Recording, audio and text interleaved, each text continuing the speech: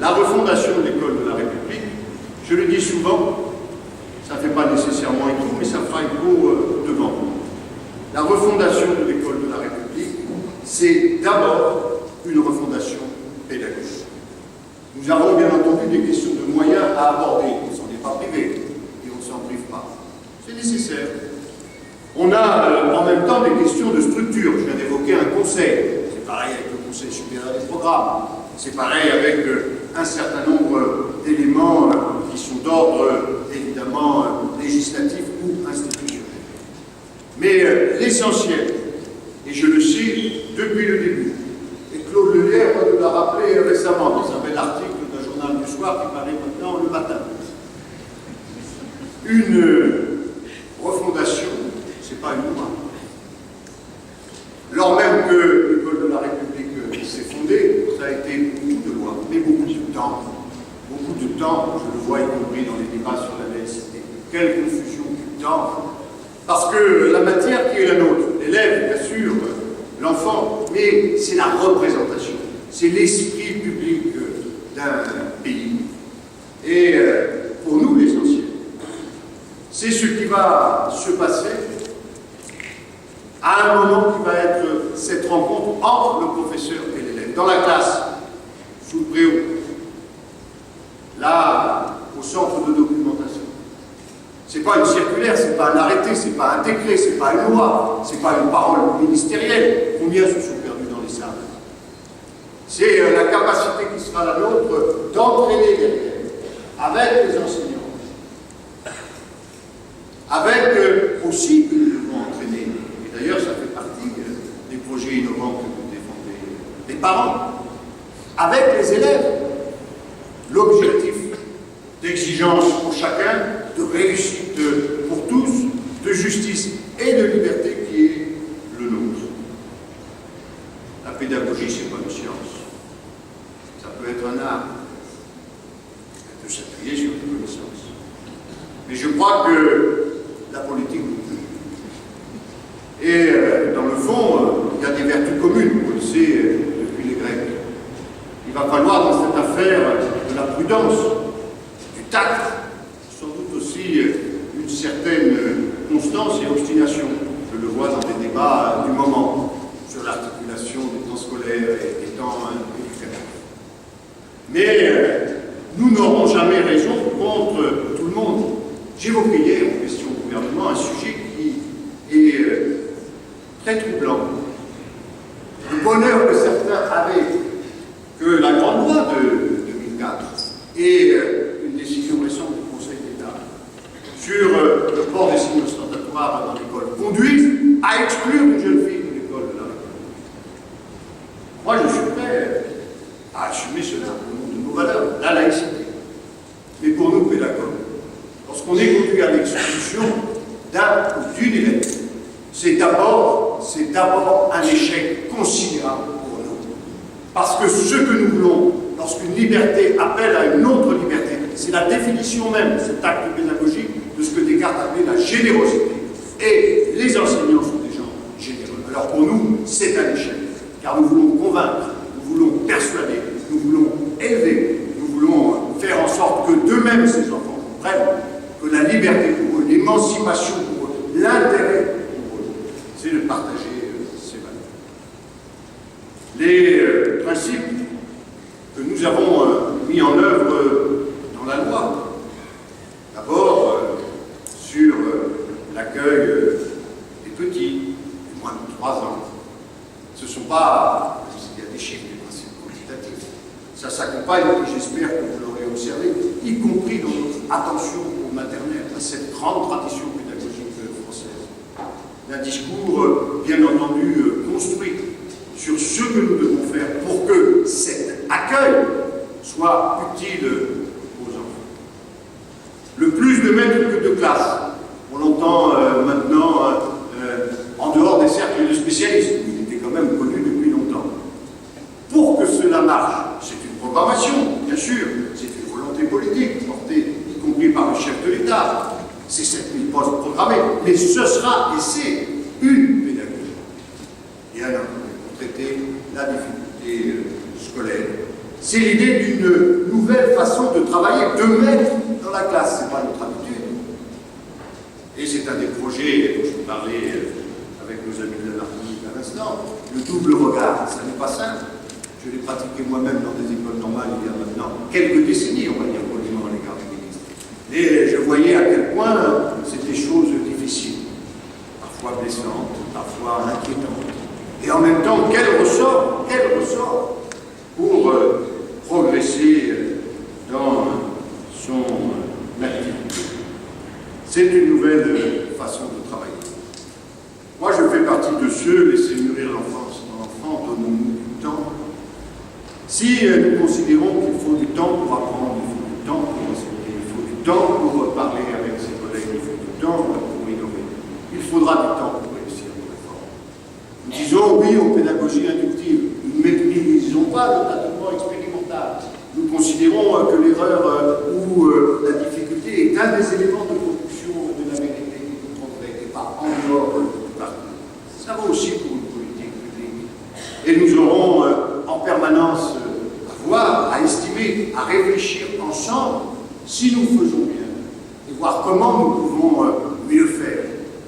Je ne crois pas qu'une loi va résoudre tous les problèmes. Je ne crois pas qu'un dispositif va le faire. Et je crois d'ailleurs au cœur de notre activité qu'il doit y avoir toujours l'attention et presque l'inquiétude à l'égard de ce que nous faisons. L'inquiétude au sens, ça rassurera certains, des philosophies libertines. La réforme du temps scolaire, c'est une grande réforme pédagogique. Chacun l'a compris, ça vous explique d'ailleurs sa difficulté. Et elle est intéressante à condition de l'être. Il y a plein de façons de la détourner de son premier sens. On le voit bien. Mais elle est non seulement parce qu'elle contraint à penser le projet éducatif de territoire, à parler avec des gens avec qui on ne parlait pas, à repenser sa journée, sa semaine de travail, à se centrer sur la vigilance de l'enfant. Mais elle est aussi parce qu'elle doit organiser ce qui est déjà organisé, mais simultanément. L'organisation d'un temps proprement scolaire, et je crois toutes les confusions dans cette affaire, et d'un temps qui est un temps éducatif plus large. Il y a des endroits où on avait déjà pris l'habitude de le faire, peut-être parce qu'il y avait des innovants, des expérimentants. Et puis, il y a des gens qui se retrouvent devant cette exigence posée, fort démunis. Nous n'avons pas à les stigmatiser, nous avons à les encourager, nous avons à les accompagner. Mais nous voyons bien que depuis plusieurs semaines, partout, dans les plus petits villages, dans les grandes villes aussi, on parle d'école, on parle des élèves, on parle des enfants, on parle des métiers, le métier d'éducateur, le métier de professeur, les collectivités locales veulent y aller, les parents sont mobilisés. Pour ou contre. Mais, en tout cas, l'élève, l'enfant, la tâche éducative, le projet de société qui est derrière, est au cœur de nos discussions. L'articulation de l'école et du collège avec ce conseil pédagogique qui va réunir les uns et les autres.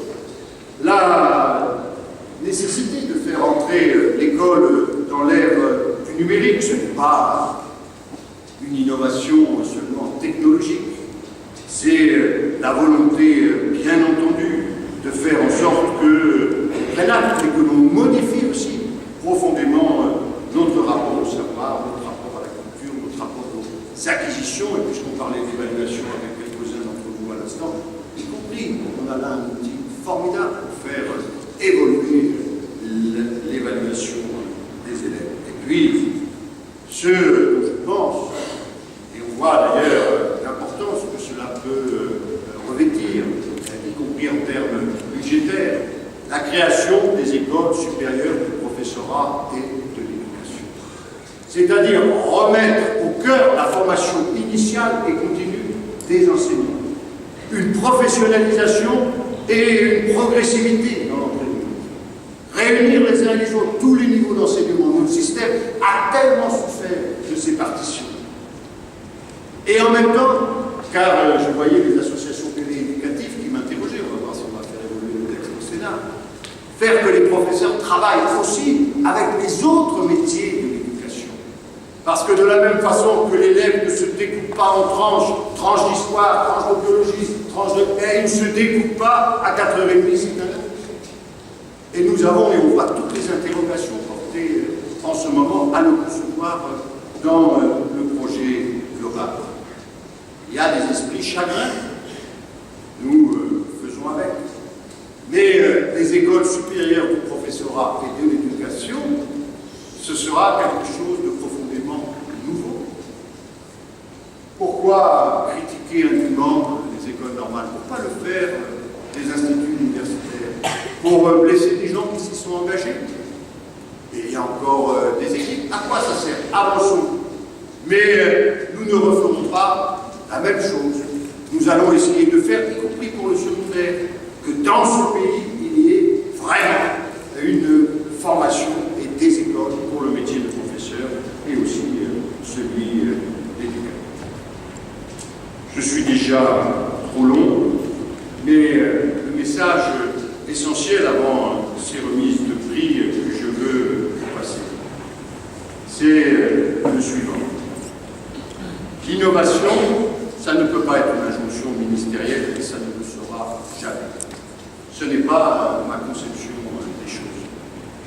Mais le ministère de l'Éducation nationale, avec sa responsabilité si particulière à l'égard de tous les enfants de la nation et de la nation elle-même, doit être en permanence capable, précisément, de faire confiance aux enseignants et de chercher.